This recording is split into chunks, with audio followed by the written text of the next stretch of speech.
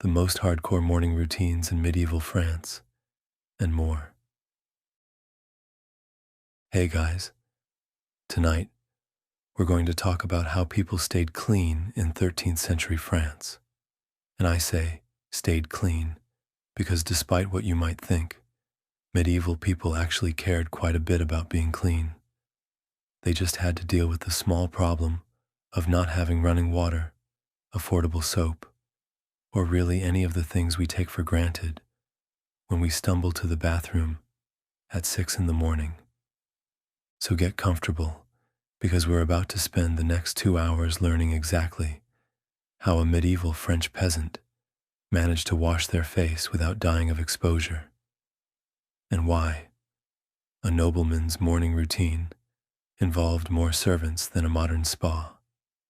It's the kind of detailed historical knowledge that absolutely no one needs to know at this level of detail, which makes it perfect for drifting off to sleep while learning something completely useless about the past. Part 1. The morning routine, 0 to 20 minutes. Let's start with how people began their day, because even in the 1200s, people had to wash their faces and comb their hair before facing the world. The difference was that some people did this with cold water and a chunk of soap that could probably strip paint, while others had servants heating rose water in silver bowls. Every single person in medieval France, from the lowliest serf to the king himself, washed their hands and face each morning. They combed their hair twice a day. They cleaned their teeth after meals. These weren't optional activities. They were just basic human maintenance, the same way we brush our teeth without thinking about it. But here's where it gets interesting in that deeply boring way that medieval life always does. A peasant's morning routine went something like this. You wake up, probably because a rooster is making noise outside your one-room house. You stumble over to a wooden basin, assuming you own one, which most people did because even poor people need bowls for things. You pour in some cold water from whatever container you used to collect water the day before, and then you splash this water on your face and hands, using a piece of soap that you probably made yourself from wood ash and animal fat. The soap, by the way, was not gentle. Medieval soap, made from lye and tallow, was essentially the cleaning equivalent of sandpaper. It got things clean, sure, but it also removed approximately 3 layers of skin in the process. You'd rub this harsh soap between your hands, work up what passed for a lather, and scrub your face and hands until they were red and raw, but technically clean.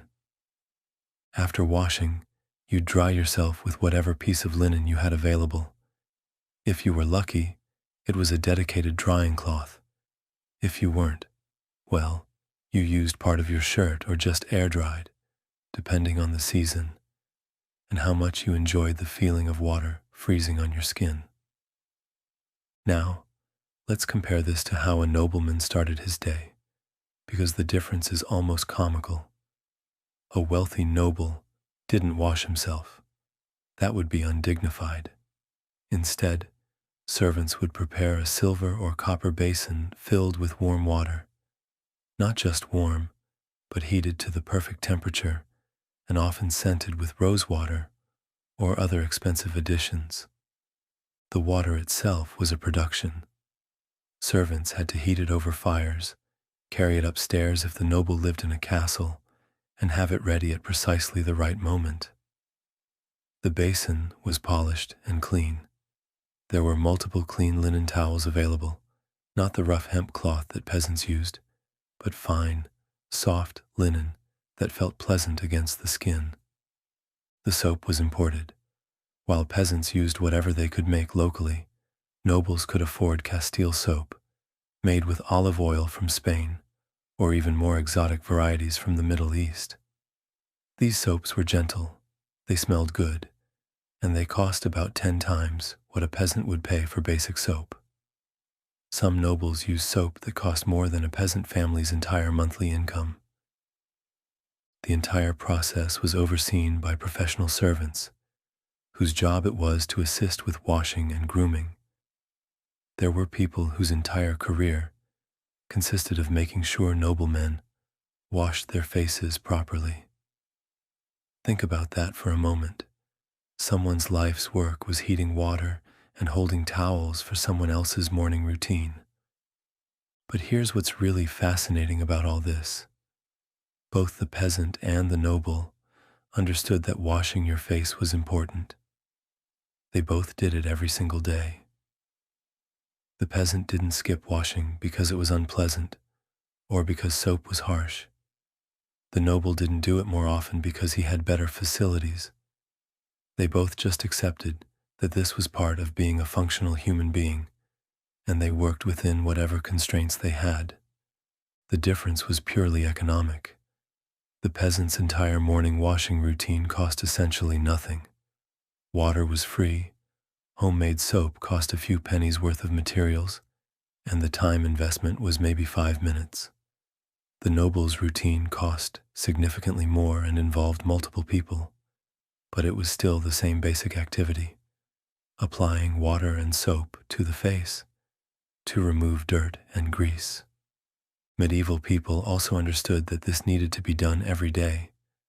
This wasn't a weekly thing or something you did when you felt particularly dirty. Daily face washing was standard across all social classes. They had figured out, through centuries of trial and error, that daily maintenance was easier than trying to clean off several days' worth of accumulated grime. Part 2. The Great Bathing Divide, 20 to 40 minutes. Now we come to bathing, which is where the differences between rich and poor really become obvious. Because while everyone washed their face daily, full-body bathing was a much more complicated undertaking that required serious planning, significant resources, and a tolerance for either extreme discomfort or extreme luxury, depending on your social position.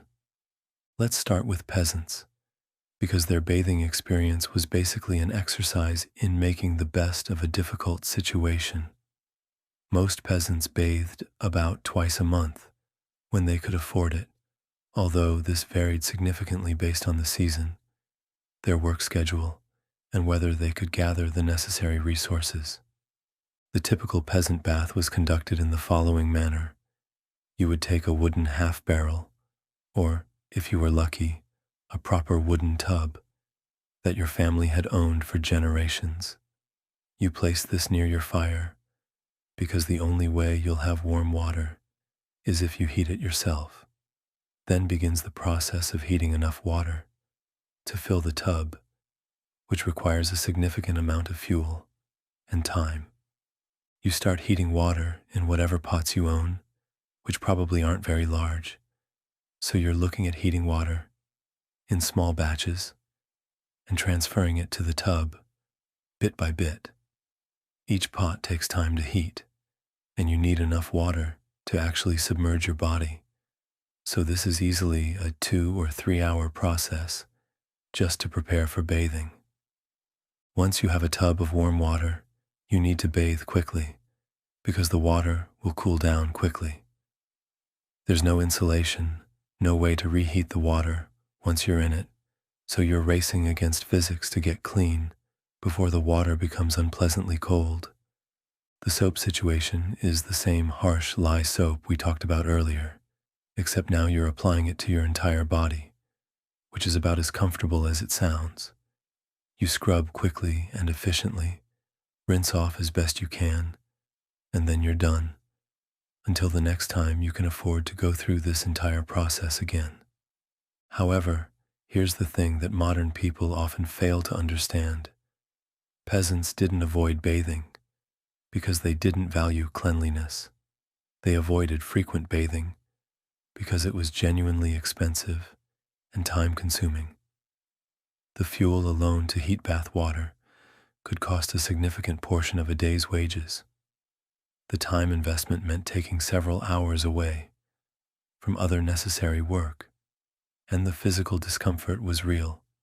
Bathing in winter was particularly unpleasant, when your only heat source was a small fire and your house had no insulation. Now let's talk about how nobles bathed, because this was an entirely different experience that bordered on the theatrical. Noble bathing wasn't just about getting clean. It was a social event, a display of wealth, and a form of entertainment, all rolled into one. First, the preparation.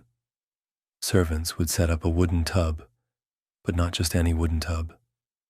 These were custom-made pieces of furniture, often lined with linen for added comfort, and sometimes featuring tent-like coverings to retain heat and provide privacy. The tub itself might be decorated, and it was definitely large enough for an adult to sit comfortably. The water was heated in significant quantities by servants whose job it was to manage the complex logistics of noble bathing. We're talking about enough hot water to fill a large tub, all heated to the right temperature, and transported to wherever the noble wanted to bathe. Some castles had dedicated bathing rooms, while others set up portable bathing arrangements wherever was convenient. But here's where it gets really elaborate. The water wasn't just hot, it was enhanced. Nobles would add rose petals, herbs, scented oils, and other expensive substances to their bathwater. Some recipes survive from medieval sources that describe incredibly complex bath preparations involving multiple types of flowers, exotic spices, and imported oils that cost more than most people's annual income. The bathing process itself was attended by servants. There were people whose job it was to help wash the nobles' back, to pour water for rinsing, to provide clean towels, and to make sure the temperature was comfortable throughout the bathing process. Some nobles even had entertainment during bathing. Musicians, storytellers, or companions who would sit nearby and provide conversation. After bathing, there were more servants to help with drying, applying oils or perfumes, and getting dressed in clean clothes. The whole experience could take several hours and involve a dozen different people, all to accomplish the same basic goal that a peasant achieved in 20 minutes, with a wooden tub and harsh soap. The frequency was different too. While peasants bathed twice a month when possible, nobles bathed weekly, or even more often. Some sources describe nobles who bathed multiple times per week, though this was considered somewhat excessive, even by medieval standards. The economic difference was staggering. A noble's weekly bath cost more than most peasants earned in a month. The servants, the fuel, the special soaps and additives, the dedicated facilities, all of this added up to an expense that was completely out of reach for ordinary people. But again, both groups understood that bathing was important for health and cleanliness. The difference wasn't in knowledge or desire, but in the resources available to make bathing comfortable, rather than a grim ordeal to be endured as infrequently as possible. Part 3. Teeth, hair, and daily maintenance, 40 to 60 minutes. Medieval people cared about their teeth, which might surprise you, given that dentistry consisted mostly of pull it out with pliers and hope you don't die of infection. But they had developed reasonably effective methods for keeping their teeth clean, though once again, the quality of these methods depended entirely on how much money you had. Let's start with peasant dental care, which was surprisingly systematic, given the available resources. Every peasant cleaned their teeth after meals, not with toothbrushes, those didn't exist yet, but with pieces of rough linen cloth. You'd wrap the cloth around your finger and rub your teeth to remove food particles and plaque. For more thorough cleaning, peasants used coarse salt as an abrasive. You'd put a pinch of salt on your cloth and scrub your teeth with it, which was effective at removing stains and buildup, though probably not great for your tooth enamel. Salt was relatively expensive for peasants, but not so expensive that they couldn't use small amounts for dental care. They also chewed on hazel twigs to clean their teeth. You'd take a fresh hazel twig, chew on one end until it frayed into something resembling a brush, and then use this to scrub your teeth. This method was completely free if you lived near hazel trees, and it was actually quite effective. The frayed wood fibers worked like a primitive toothbrush, and hazel has natural antibacterial properties. For breath freshening and additional cleaning, peasants made rinses from local herbs. Sage was particularly popular. They'd steep sage leaves in hot water, let it cool, and use it as a mouth rinse. Mint was also common when available. These herbal rinses cost essentially nothing if you could grow or forage the herbs yourself. Some peasants made crude tooth powders by combining salt with burned herbs. They'd take sage leaves, burn them until they were completely charred, grind the charcoal into powder, mix it with salt, and use this as a tooth powder. Medieval recipes survive that describe exactly this process, suggesting it was a common practice. Now let's talk about noble dental care, which was elaborate to the point of being ridiculous. Nobles had access to professional dental services from barber surgeons, imported tooth powders made with exotic spices, and specialized tools made from expensive materials. Noble tooth powders were works of art. Instead of burned herbs and salt, they used combinations of imported cinnamon, ground cloves, exotic salts from distant regions, and other spices that cost more than a peasant's monthly income. These powders were not only effective at cleaning teeth, but also left a pleasant taste and freshened breath. They used fine linen cloths instead of rough hemp, which was gentler on the gums and more effective at cleaning. Some nobles had silver toothpicks custom made for removing food particles, and these became decorative items, as well as functional tools. When problems arose, nobles could afford professional treatment from barber surgeons who specialized in dental care. These practitioners could extract teeth using proper tools, rather than improvised implements, and they had access to pain-numbing substances and techniques for preventing infection. But here's what's really interesting. Archaeological analysis of medieval teeth shows that tooth decay was actually less common in the medieval period than in later centuries. This was largely because sugar was extremely rare and expensive, so most people's diets didn't include the kinds of foods that cause rapid tooth decay. Even peasants with their crude dental care methods often had healthier teeth than wealthy people in the 18th or 19th centuries who had access to sugar, but not effective dental care. Hair care followed the same pattern of universal practice with class-based quality differences. Everyone combed their hair twice daily, once in the morning and once in the evening. This wasn't optional. It was considered basic hygiene and social necessity. Peasant hair care was straightforward. You owned a wooden comb, probably hand-carved and passed down through your family. These combs had wide teeth for detangling and were purely functional. No decoration, no fancy materials, just a piece of carved wood that did the job. Hair washing for peasants happened about once a month, using the same harsh lye soap they used for everything else. This soap was effective at removing dirt and grease, but it was also extremely drying, so frequent use would damage hair. Once a month was about as often as you could wash your hair with lye soap without causing serious damage. Between washings, peasants managed their hair by braiding it and covering it with cloth caps or veils. This served multiple purposes. It kept hair clean longer, it prevented tangles, and it met social expectations about hair covering, especially for married women.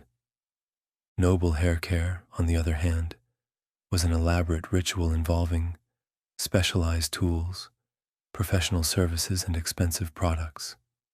Nobles owned multiple combs made from ivory, bone, or expensive wood, often decorated with religious scenes or family coats of arms. These weren't just functional items, they were status symbols and works of art. Hair washing for nobles happened weekly, using scented lye soap or imported soap products. The water was heated and often scented with herbs or oils. Professional hair servants handled the washing process, ensuring that the hair was thoroughly cleaned without damage. Hair coloring was popular among nobles and involved dangerous, expensive processes. To achieve blonde hair, they used saffron, which was incredibly expensive, literally worth more than its weight in gold. For red hair, they used a substance called dragon's blood, which was actually tree resin, but still costly. Brown hair was achieved using walnut shells, which were more affordable, but still required processing and preparation. These coloring processes took days to complete and involved applying acidic solutions that could cause serious skin damage if not handled carefully. Only wealthy people could afford both the materials and the professional services necessary to color hair safely. The social rules around hair were complex and enforced through both custom and law. Unmarried women could wear their hair uncovered in single braids, while married women were required to cover their hair with veils, coifs, or elaborate headdresses. The quality and style of these head coverings immediately communicated a woman's social status to anyone who saw her. Part 4. Laundry and clothing care, 60 to 80 minutes. Now we come to one of the most time-consuming and physically demanding aspects of medieval hygiene, keeping clothes clean. This was a process that could take an entire day and required strength, skill, and significant resources. Though, as always, the experience varied dramatically, depending on your social position.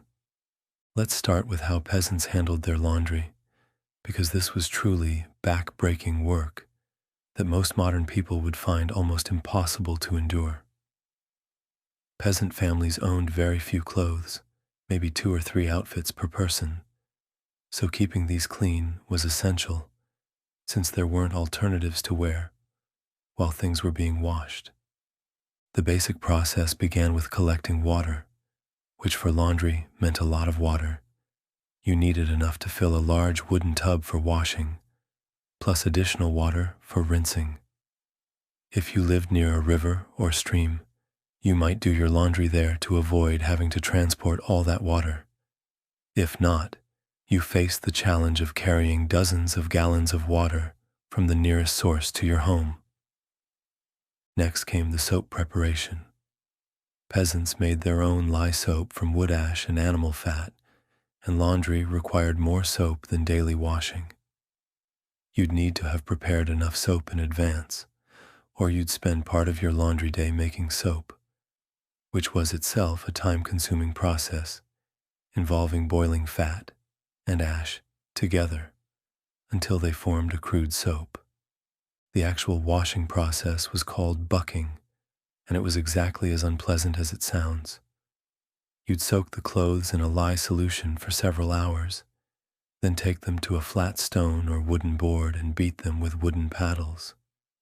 The beating served to force dirt out of the fabric, but it also wore out clothes quickly and required considerable physical strength. After beating, you'd scrub the clothes by hand, working the soap into the fabric and rubbing particularly dirty areas against rough surfaces.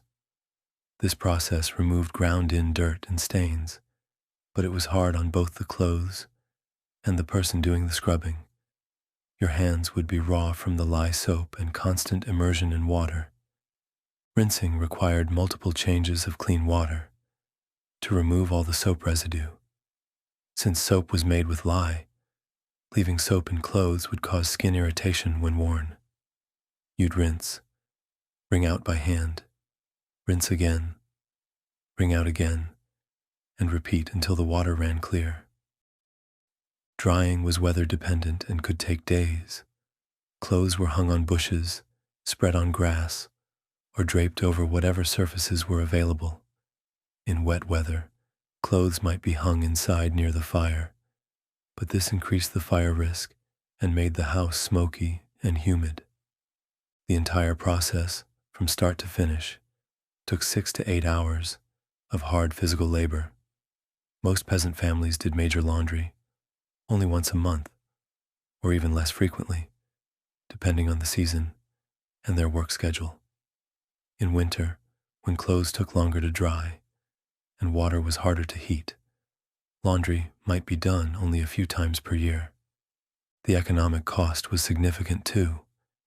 The fuel needed to heat water and the time spent on laundry represented a substantial investment for people who lived on the edge of poverty. Peasants often spent 15 to 20% of their annual income on materials and fuel for hygiene, including laundry. Noble laundry was an entirely different operation that resembled a small industrial process, more than household chores. Large noble households employed professional laundresses who earned 15 to 20 pence daily, about 10 times what a general laborer made. These were skilled workers who knew how to handle expensive fabrics without damaging them. Noble estates had dedicated laundry areas with stone washing basins, proper drainage systems, and multiple work surfaces designed specifically for laundry. These facilities included areas for soaking, washing, rinsing, and drying, with everything laid out for maximum efficiency. The soap used for noble laundry was high-quality Castile soap made from olive oil rather than animal fat. This soap was gentler on expensive fabrics, like silk and fine wool, and it cost 6 to 8 times more than basic soap. For particularly delicate items, even more expensive specialty soaps might be used. The washing process for noble clothes involved multiple stages and careful attention to different fabric types. Silk required different treatment than wool, which required different treatment than linen.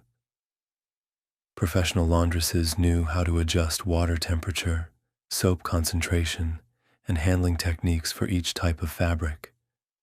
Delicate items were pre-soaked in lukewarm water with mild soap, then gently agitated by hand, rather than beaten. Fine fabrics were never twisted or wrung out forcefully. Instead, they were pressed between clean cloths to remove excess water, then laid flat to dry on specially prepared surfaces.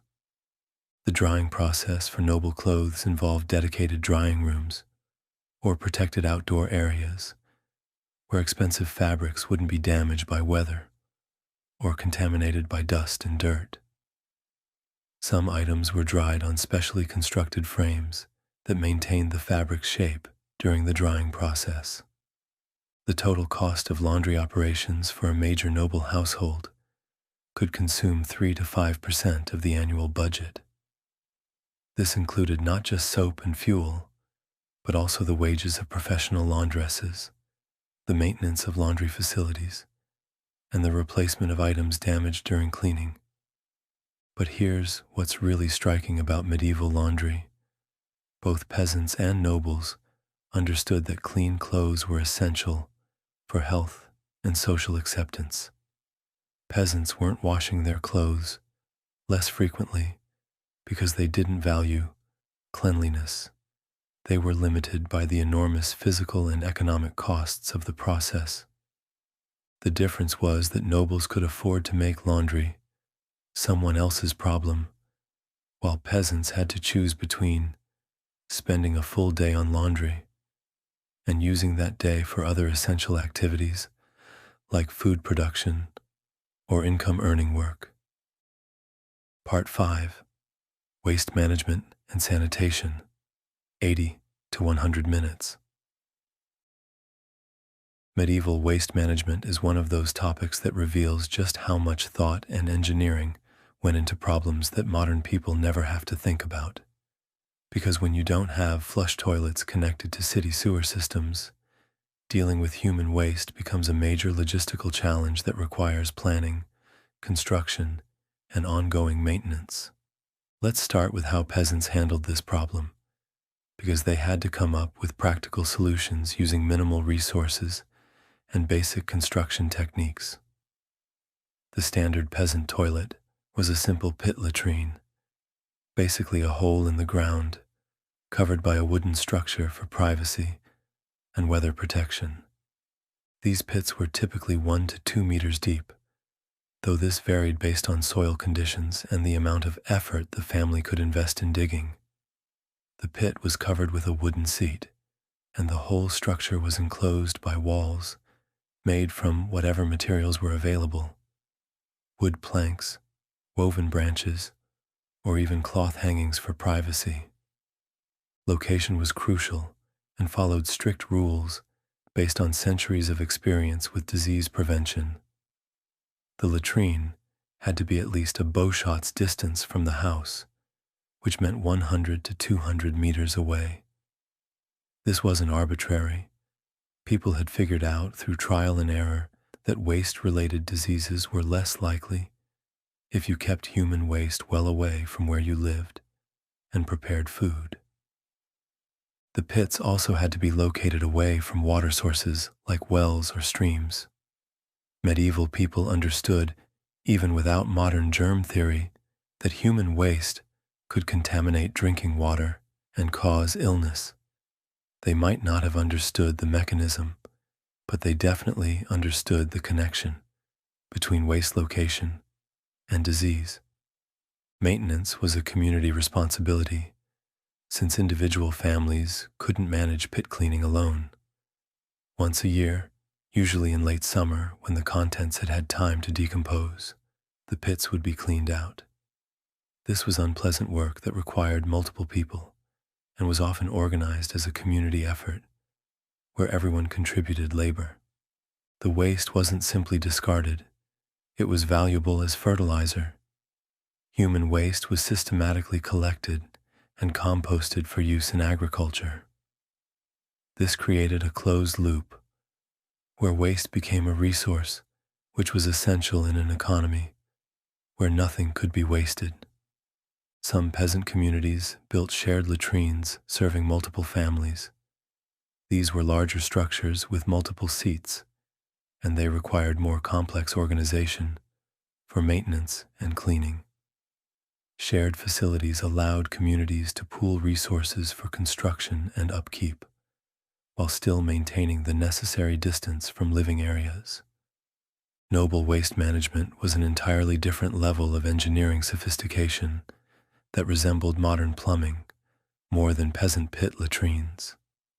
Large castles and noble estates featured garderobe systems, essentially medieval flush toilets that used water flow and gravity to carry waste away from living areas.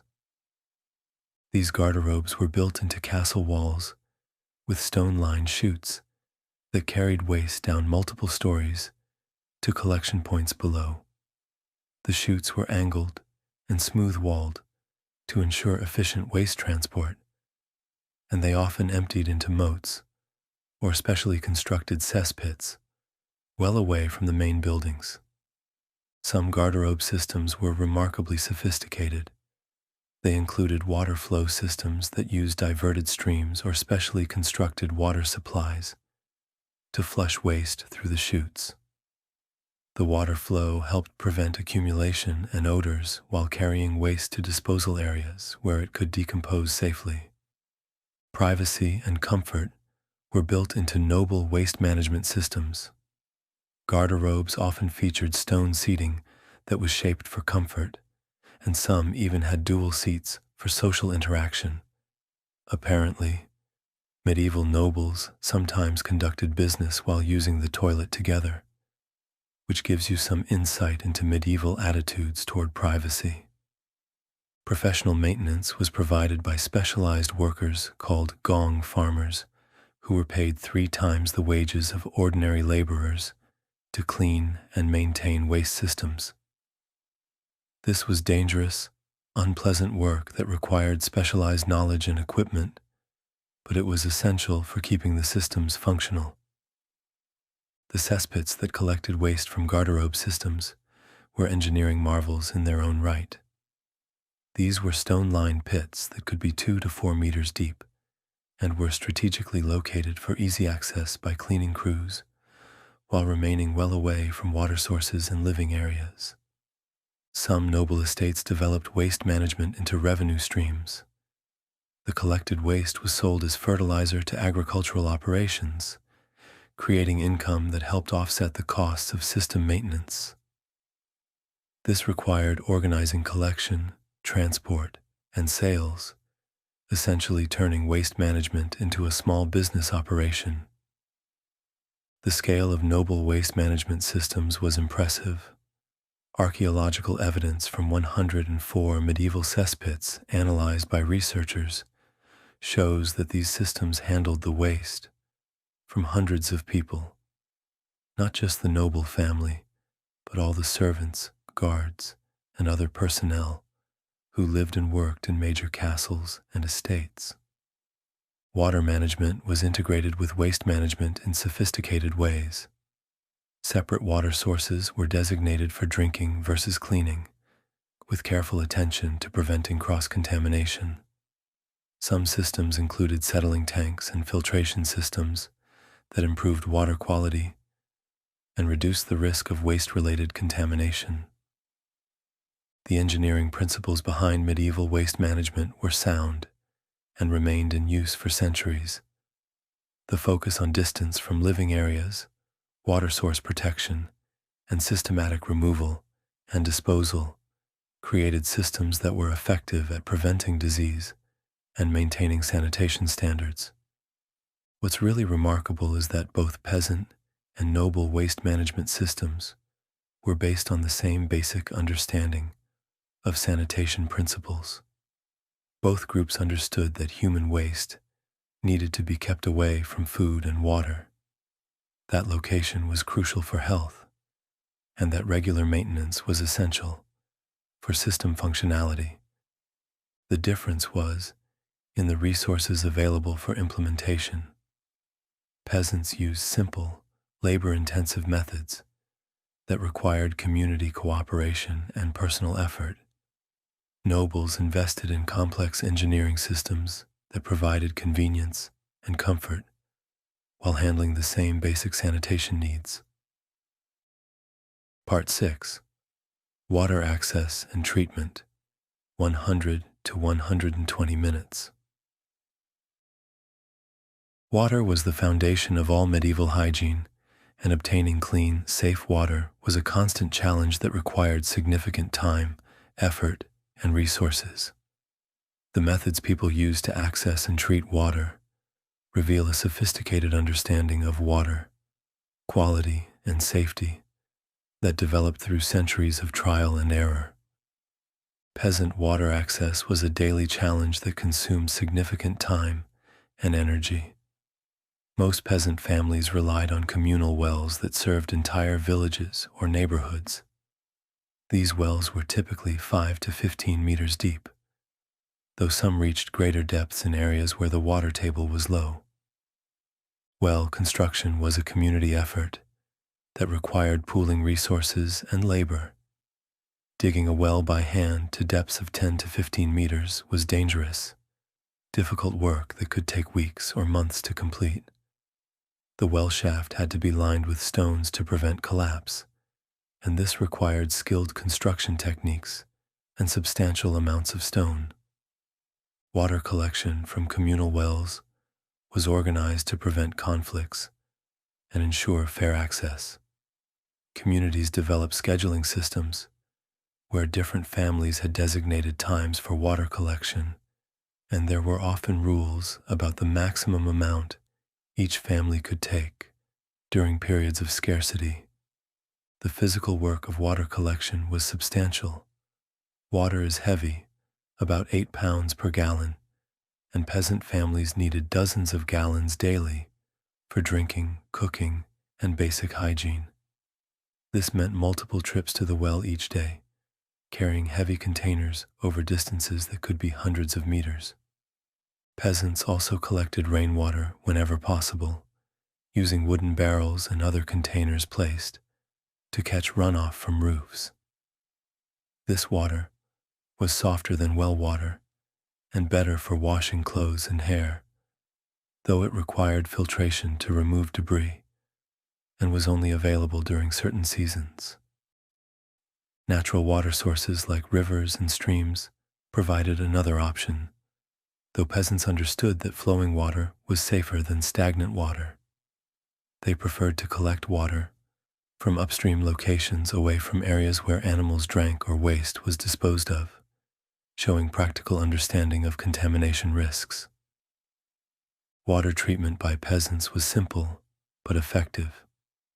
Boiling water for drinking was common practice, especially during times when illness was spreading through the community. They understood that heated water was safer, even without knowing the scientific reasons why. Settling was another common treatment method. Peasants would fill containers with muddy or cloudy water and let them sit until sediment settled to the bottom, then carefully pour off the clearer water from the top. This removed visible particles and improved taste, though it didn't address invisible contamination. Herbal additions served both practical and medicinal purposes. Adding herbs like mint or chamomile to water improved flavor, while potentially providing antibacterial benefits. These herbs were often available through foraging or home gardens, making them accessible to poor families. Noble water access was an entirely different experience that involved complex engineering systems and professional management. Large noble estates invested enormous resources in creating reliable, high-quality water supplies that brought water directly to where it was needed. Deep wells on noble estates were engineering marvels that reached extraordinary depths. The well at Beeston Castle descended 124 meters, deeper than a 40-story building is tall. These wells required professional construction crews, specialized equipment, and months or years to complete, but they provided reliable water supplies even during droughts. Multiple water points throughout noble estates eliminated the need to transport water long distances. Kitchens, bathing areas, and living quarters each had dedicated water access, with some systems including internal distribution networks that carried water through walls and floors. Gravity-fed water systems used elevation changes to create water pressure, allowing nobles to have running water in their castles and manor houses centuries before municipal water systems became common. These systems required careful engineering to ensure proper flow rates and consistent pressure. Lead pipe systems in some noble estates provided pressurized water delivery that resembled modern plumbing. These pipes carried water from elevated storage tanks to various locations throughout buildings, providing convenient access without the need for servants to carry water constantly. Cisterns and settling tanks improved water quality by allowing sediment to settle and providing opportunities for filtration. Some noble estates built elaborate multi-stage systems where water passed through several treatment processes before reaching taps and storage areas. Professional water management included specialists whose job was ensuring water quality and system maintenance. Some royal households employed water tasters, whose responsibility was testing water safety, while maintenance crews kept distribution systems functioning properly. Water heating systems in noble estates provided hot water on demand for bathing and other purposes. These systems included dedicated furnaces for heating water, insulated storage tanks for maintaining temperature, and distribution networks that carried hot water to where it was needed. The cost differences between peasant and noble water access were enormous. Nobles invested 10 to 15 pounds annually in water system maintenance, more than most peasants earned in a year. Meanwhile, peasants devoted 30 to 60 minutes daily to water collection and transport, plus significant costs for fuel to heat water. Water quality standards were surprisingly sophisticated across all social classes. Both peasants and nobles understood that clear, odorless water was preferable to cloudy or smelly water. They knew that moving water was safer than stagnant water, and that certain sources were more reliable than others. Seasonal variations affected water access for everyone. During dry periods, wells might fail, or water levels might drop significantly. During wet seasons, water sources could become contaminated with runoff. Both peasants and nobles had to plan for these variations and develop backup water sources. Storage and preservation of water was essential, since collecting water was time-consuming and couldn't always be done when convenient. Peasants used wooden barrels, ceramic pots, and other containers to store water for later use, while nobles had dedicated storage rooms with large capacity containers. The preference for certain types of water reveals medieval understanding of water quality differences. Rainwater was preferred for hair washing because it was naturally soft. Spring water was valued for drinking because it was naturally filtered. River water was used for heavy cleaning because it was abundant and easily accessible. Regional differences in water access created variations in hygiene practices across medieval France. Areas with abundant natural springs could support higher standards of cleanliness, while regions with limited water resources had to develop more conservative approaches to water use. What's remarkable about medieval water management is how well people understood water quality and safety principles without modern scientific knowledge. Through observation and experience, they developed effective methods for accessing, treating, and storing water that allowed them to maintain hygiene standards despite significant technological limitations. Part 7. Products, Materials, and Trade Networks, 120 to 140 minutes.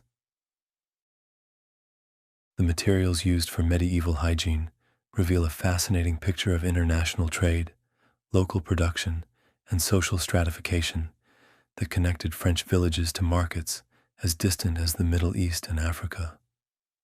What people used to stay clean depended not just on their personal wealth, but on complex networks of merchants, craftsmen, and traders who brought materials across vast distances. Let's start with what peasants could access, because their hygiene materials had to be either locally produced or incredibly cheap to transport. Most peasant soap was made at home using wood ash and animal fat, ingredients that cost almost nothing and could be produced from materials that every household already had. Wood ash came from daily cooking and heating fires, so it was essentially free.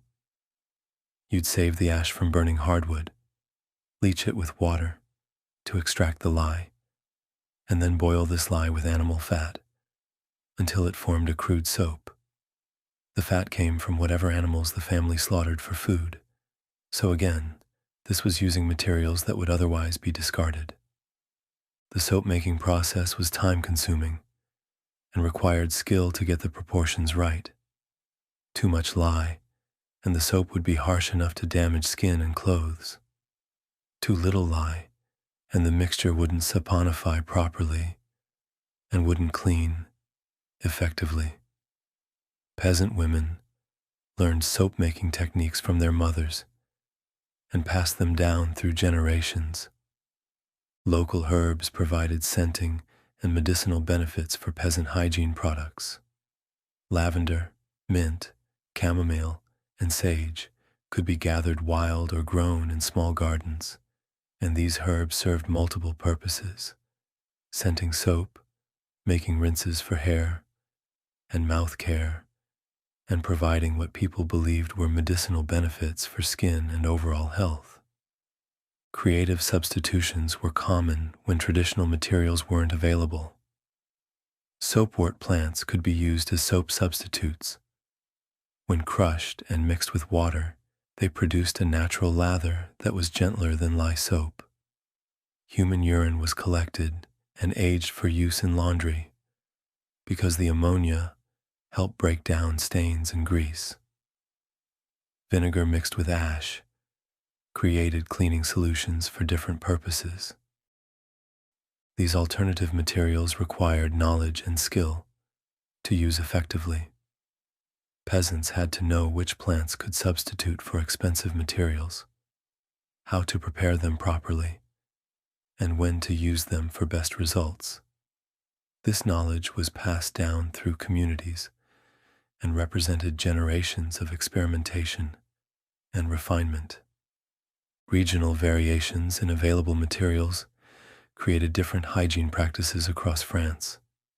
Southern regions had access to olive oil, which made better soap than animal fat. Areas near salt deposits could afford to use salt more liberally for dental care and food preservation. Coastal regions had access to seaweed and other marine materials that had cleaning properties.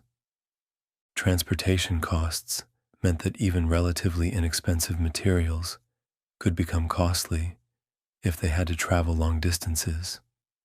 Salt, which was cheap near salt works, became expensive in inland areas. Olive oil from the Mediterranean was affordable in southern France, but extremely costly in northern regions. Now let's talk about the luxury hygiene materials available to nobles, because this is where medieval trade networks really become visible. Noble hygiene products came from across the known world and represented some of the most expensive consumer goods available in medieval markets. Castile soap made with olive oil from Spain was the gold standard of medieval soap. This soap was gentle, long-lasting, and pleasant to use, but it cost 6 to 8 times more than basic soap. The olive oil had to be shipped from Spain, processed by skilled soap makers, and transported again to markets throughout France. Even more exotic was Aleppo soap from the Middle East, made with olive oil and laurel oil. This soap was considered the finest available and cost more than most peasants earned in a month. The materials and finished product had to travel thousands of miles through multiple middlemen, each adding their markup to the final price. Marseille soap represented France's own emerging luxury soap industry. By 1370, Marseille had developed sophisticated soap-making operations that competed with Spanish and Middle Eastern products. These operations required imported olive oil, skilled craftsmen, and significant capital investment, but they created a domestic luxury soap industry. Scenting materials for noble hygiene products came from even more distant sources. Musk came from deer in Central Asia, civet from cats in Africa, and ambergris from whales in various oceans. These materials cost more than their weight in gold and were used in tiny quantities to scent soaps, perfumes, and bath preparations. Spices for dental care and personal grooming were imported from India, Southeast Asia, and other distant regions. Cinnamon, cloves, cardamom, and other exotic spices were ground into tooth powders, mixed into perfumes, and used in various beauty preparations. The cost was astronomical. A pound of good cinnamon could cost more than a skilled craftsman's annual wages. Professional tool making created another category of expensive hygiene products for nobles. ivory combs carved with religious scenes or family, coats of arms, were works of art as much as functional tools. Silver tweezers, razors, and other grooming implements were custom made by skilled metalworkers and often passed down through generations as valuable heirlooms. The economic impact of luxury hygiene products was significant enough to affect international trade patterns. French nobles' demand for exotic soaps, perfumes, and grooming materials created profitable trade routes and supported merchant communities throughout Europe and beyond.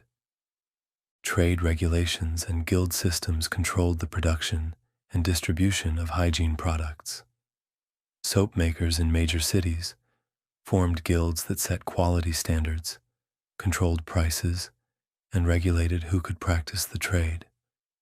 These guilds ensured consistent quality, but also maintained high prices by limiting competition. Quality variations within product categories meant that even basic items like soap came in multiple grades. The cheapest soap was harsh and purely functional, while mid-grade soap was gentler and lasted longer. Premium soap was scented, colored, and pleasant to use. Ultra-luxury soap was essentially a decorative item as much as a cleaning product. Storage and preservation of expensive hygiene materials required special care. Imported soaps had to be kept dry and cool to prevent spoilage. Perfumes and scented oils needed proper containers to prevent evaporation. Spices for dental care had to be protected from moisture and pests. The seasonal nature of some trade routes affected the availability and pricing of hygiene materials. Winter weather could disrupt shipping and make certain products unavailable for months. Spring arrivals of merchant caravans would bring new supplies, but often at premium prices after months of scarcity. Local production of hygiene materials supported domestic craftsmen and reduced dependence on imports. French soap makers gradually developed skills and techniques that allowed them to compete with foreign products. This created employment and kept more money within local economies rather than sending it to distant suppliers. The social signaling aspect of hygiene materials was as important as their functional benefits. Using expensive imported soap wasn't just about getting cleaner, it was about demonstrating wealth, status, and connections to international trade networks. The choice of hygiene products communicated social position as clearly as clothing or housing. Innovation in hygiene products was driven by competition between suppliers and demand from wealthy customers. Soap makers experimented with new combinations of oils and scents. Perfumers developed new formulations, and tool makers created increasingly elaborate grooming implements. The knowledge required to properly use luxury hygiene products was itself a mark of sophistication. Knowing how to blend perfumes, which soaps were appropriate for different purposes, and how to maintain expensive grooming tools required education and experience that separated nobles from peasants who used simple, single-purpose materials.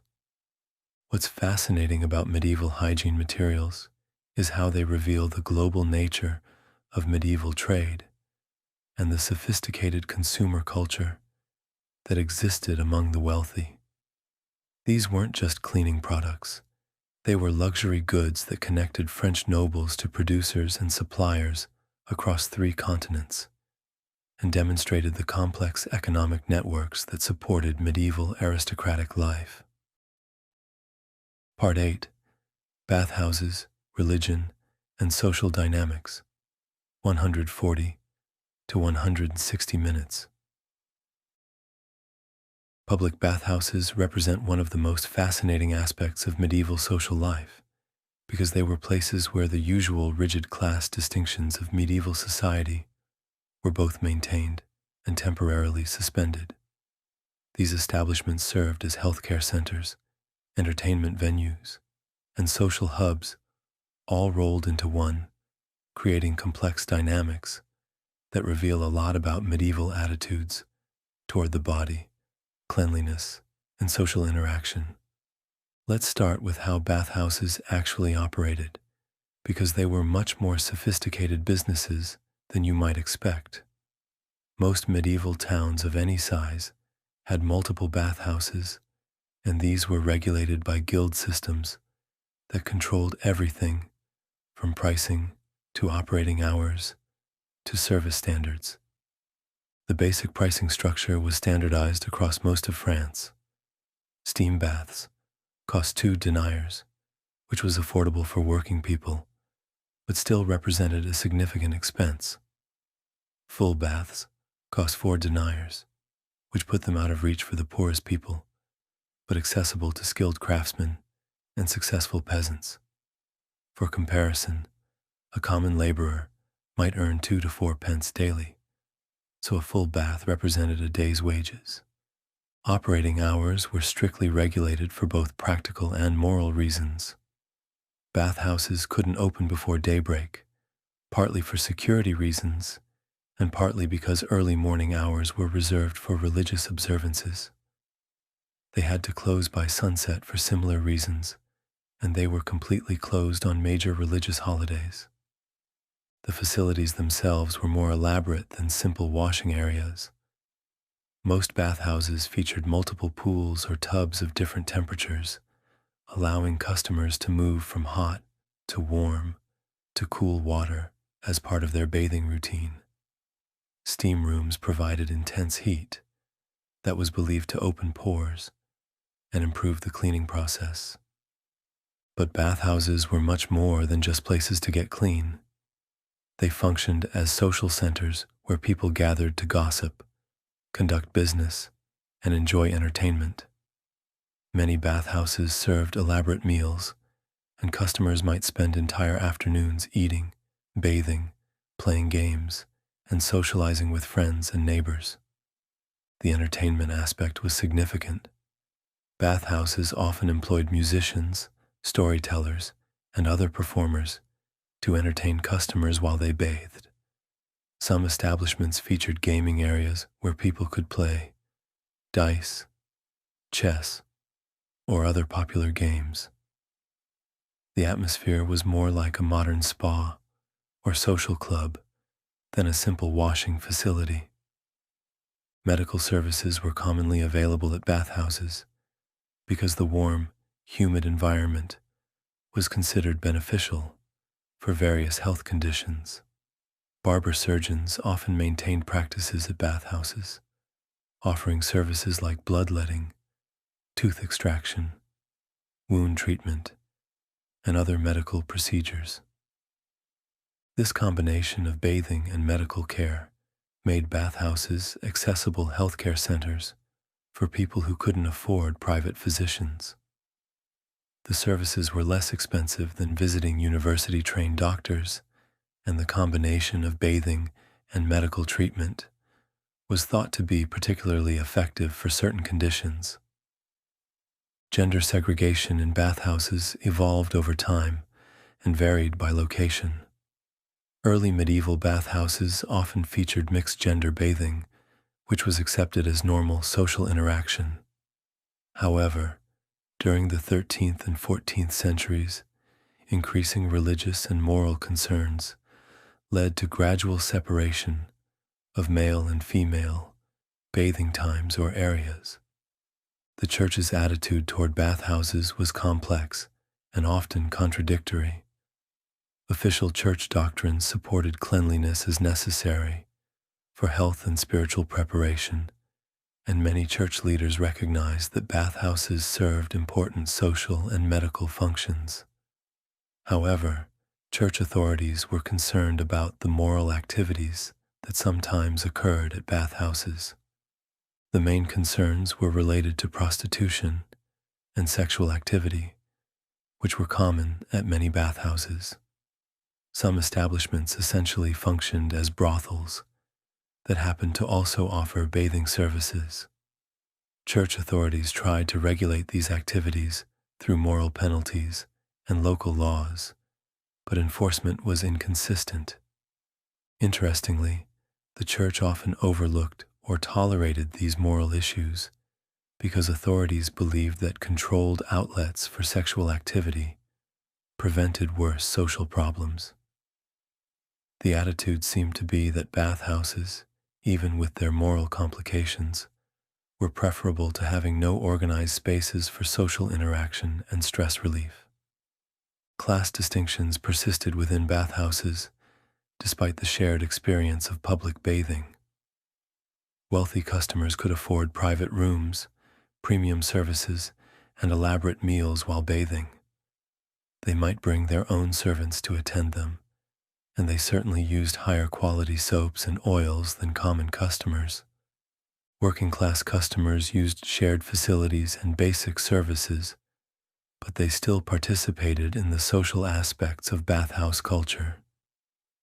The difference was in the quality and privacy of services, rather than in fundamental access to bathing and social interaction. Some bathhouses catered specifically to wealthy clientele and charged premium prices for luxury services. These establishments featured more elaborate facilities, better food and entertainment, and more exclusive social environments. They were essentially private clubs that used bathing as the organizing principle for social gathering. The social networking that occurred at bathhouses was significant for medieval business and community life. People made business deals, arranged marriages, shared news and gossip, and maintained social relationships through regular bathhouse visits. For many people, bathhouses were their primary social outlet, outside of work and family obligations. Seasonal patterns affected bathhouse use significantly. During winter months, when heating water at home was expensive and difficult, bathhouse attendance increased dramatically. Summer brought decreased use as people could bathe in rivers and streams more easily. Economic cycles also affected bathhouse business. During prosperous times, people could afford more frequent visits and premium services. During hard times, bathhouse attendance dropped as people prioritized spending on food and basic necessities over bathing and social activities. The decline of bathhouses began in the 14th and 15th centuries due to multiple factors. Increasing religious conservatism made public bathing seem morally questionable to more people. The Black Death and other epidemic diseases made large gatherings seem dangerous. Economic changes also affected people's ability to spend money on what were considered luxury services. But during their peak period in the 13th and early 14th centuries, bathhouses were integral parts of medieval urban life. They provided services that people couldn't easily access at home, created opportunities for social interaction across class lines, and supported local economies through employment and business activity. The regulation of bathhouses reveals how medieval authorities tried to balance moral concerns with practical needs. They recognized that these establishments served important social and health functions, but they also tried to control the activities that occurred there through laws, penalties, and oversight. What's really fascinating about medieval bathhouses is how they demonstrate the sophisticated social infrastructure that existed in medieval towns. These weren't primitive facilities. They were complex businesses that provided multiple services and created social spaces that served important community functions. The religious attitudes toward bathhouses also reveal the complexity of medieval church doctrine regarding the body and cleanliness. The church wasn't uniformly opposed to bathing or physical pleasure, but it was concerned about maintaining moral standards and preventing sinful behavior. The eventual decline of bathhouses represents a significant change in medieval social life. As private bathing became more accessible to wealthy people and public bathing became associated with moral concerns, an important social institution gradually disappeared, taking with it a unique form of community interaction that wouldn't be replaced until much later periods. Conclusion: the economics of medieval cleanliness, 160 to 170 minutes. So here we are, after nearly 3 hours of examining every possible detail of how medieval French people stayed clean, and what emerges is a picture that's much more complex and sophisticated than the popular image of universally filthy medieval peasants rolling around in mud. The reality is that medieval people understood cleanliness just as well as we do. They knew that washing your face daily was important. They knew that clean clothes were necessary for health and social acceptance. They knew that bathing regularly made them feel better and prevented various problems. They knew that clean teeth were important for eating and speaking properly. The difference wasn't in knowledge or desire, it was purely economic. Every single hygiene practice we've discussed was available to every social class, but the quality, frequency, and comfort of these practices depended entirely on how much money you had to spend on them. A peasant could wash his face every morning, but he had to use cold water and harsh soap that removed skin along with dirt. A noble could wash his face every morning with warm rose water and gentle imported soap applied by professional servants. Both men ended up with clean faces, but one experienced it as a grim necessity, while the other enjoyed it as a pleasant luxury. The proportional cost burden reveals the true inequality of medieval hygiene. Peasants spent 15 to 20% of their income on basic hygiene materials and fuel, while nobles spent only 3 to 5% of their much larger incomes on vastly superior hygiene facilities and services. The poor paid more for less, while the rich paid less for more, a pattern that's depressingly familiar even today. But what's remarkable is how much medieval people accomplished within their economic constraints. Peasants developed effective soap-making techniques using free materials. They created tooth-cleaning methods that were actually more effective than what many people used centuries later. They built waste management systems that prevented disease and created valuable agricultural resources. Nobles used their resources to develop sophisticated engineering systems that provided running water, flush toilets, and heated bathing facilities centuries before these became common. They supported international trade networks that brought luxury hygiene products from across the known world.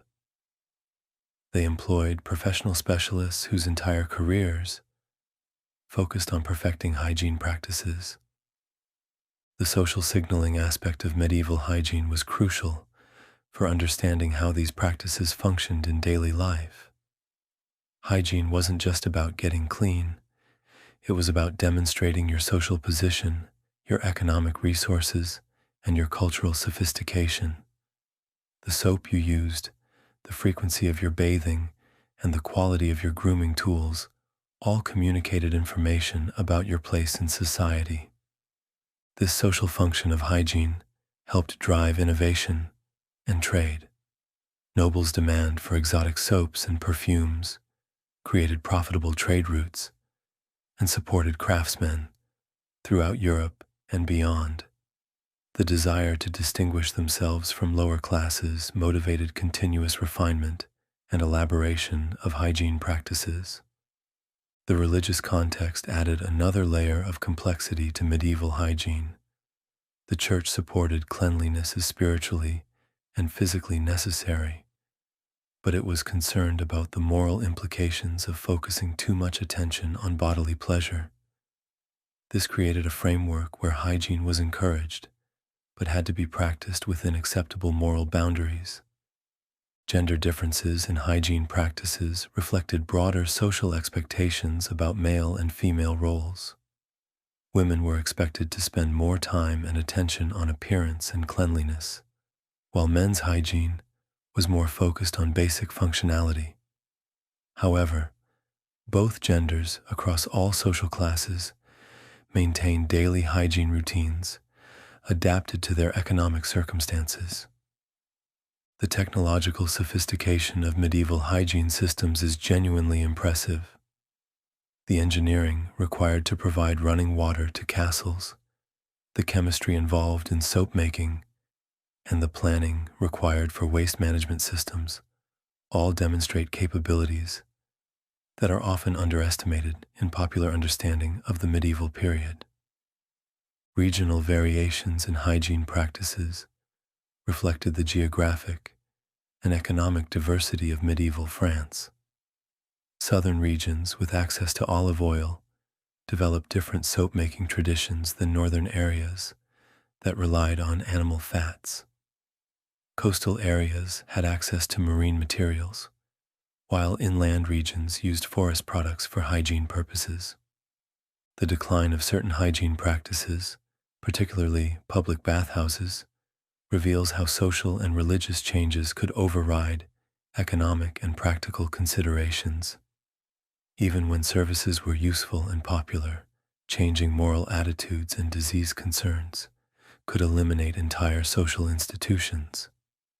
What's perhaps most interesting is how medieval hygiene practices reveal the fundamental human drive for cleanliness and social acceptance.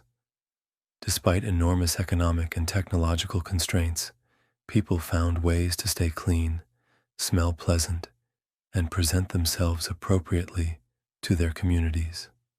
The specific methods varied dramatically based on available resources, but the underlying motivation remained constant across all social levels. The legacy of medieval hygiene practices influenced later developments in surprising ways. Many of the soap-making techniques, waste management principles, and water treatment methods developed during this period continued to be used for centuries. The social institutions built around hygiene, particularly bathhouses, created precedents for later public health initiatives. Modern people often look back at medieval hygiene with a mixture of fascination and horror, but the reality is that medieval people were dealing with the same basic human needs that we face today. They just had to solve these problems using 13th century technology and economic systems rather than modern infrastructure and manufacturing. The sophisticated understanding of hygiene principles demonstrated by medieval people across all social classes suggests that human knowledge about cleanliness and health is much older and more universal than we often assume. The specific technologies and materials change, but the fundamental understanding of what bodies need to stay healthy remains remarkably consistent across time and cultures. So the next time you turn on a faucet and hot water comes out instantly, or you squeeze some gentle soap from a plastic bottle, or you flush a toilet and never think about where the waste goes, remember that you're benefiting from centuries of human innovation and investment in solving the same basic problems that challenged every medieval person who ever tried to wash their face on a cold winter morning. And with that thought, which is neither exciting nor dramatic, nor likely to keep anyone awake, we conclude our detailed examination of how medieval French people managed to stay clean, despite living in a world that made cleanliness expensive, difficult, and sometimes genuinely dangerous. Sleep well and be grateful for modern plumbing.